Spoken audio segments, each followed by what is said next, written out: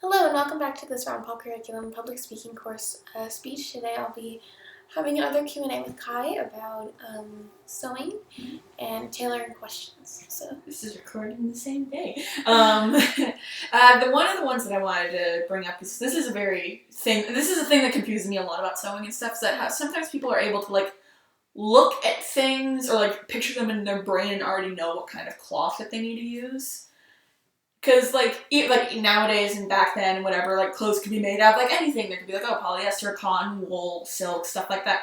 Is there, a way to tell what fabric's going to work best for a certain thing? What will work best for a shirt compared to a dress? So, that comes I'm asking. I think so. So, I think what you're going for is how do people know what material to use when they make something. Yes, that's it. Thank you. Yes, so that is something that comes with time, and that is something that comes with practice to be able to just pull it out of your brain. Mm-hmm. You have to study textiles well. You have to get the weaves, what properties different fabrics have, whether you need to use rayon or linen or cotton or silk or anything like that. Generally, you need to take into account the drape of the fabric, so how easily... The drape! So how easily, if you hang up the piece of fabric, how easily it gathers and nicely flows and everything, that's the drape. And as an artist, that's actually something that I notice a lot when I draw clothes. You have to, pay attention. Yes. And so that's definitely... You gotta, you have to think about it, and the weave is definitely important too, because you gotta think about the strength of the fabric you need to use. Like I said before, in our courses, you need to use something heavy, like a duck or a twill or a canvas. But that's not necessarily true if you're going to make an evening garment. You want to use a lightweight silk or something like that. Gotta look pretty. So that's something that comes with time. If you buy a commercial pattern, it will tell you on the back. But that's definitely something you need to study. One thing that I also want to bring up is that you've mentioned this a lot in the last one, but you also mentioned it just now. What the heck do you mean by duck? Duck is a weave of fabric. Oh, what's it like? It's very similar to canvas and twill. Oh, so it's thick. It's thick. Yeah. Thick with 3 C's. Oh, jeez. And let's see, one more question. I'm trying to... I had it and then it escaped me because I got I got distracted by ducks. Go ahead.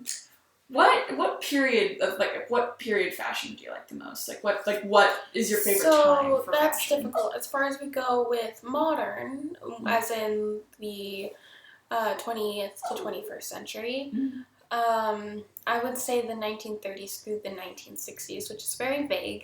I spend most of my time in the 1940s. And you look very adorable in those.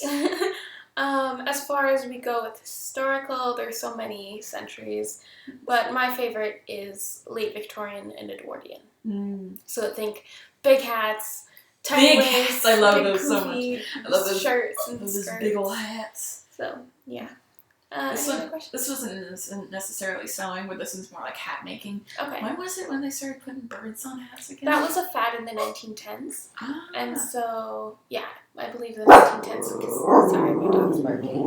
Maxie wants to be included. The 1910s was big. Vicious. Sorry. We can't do it. You look at that camera and be nice. But, look at him, be nice. Stop it. But, yeah, so that was a fad, and that quickly died off. Along with all those birds that they added to their hats. Feathers were used a lot for many fashion things, but full-on use of birds was, it lasted about a year or two, and then it just sort of fell out of fashion. So, do you have another question? No, that's all. Okay, well, thank you for coming to this talk, and see you next time.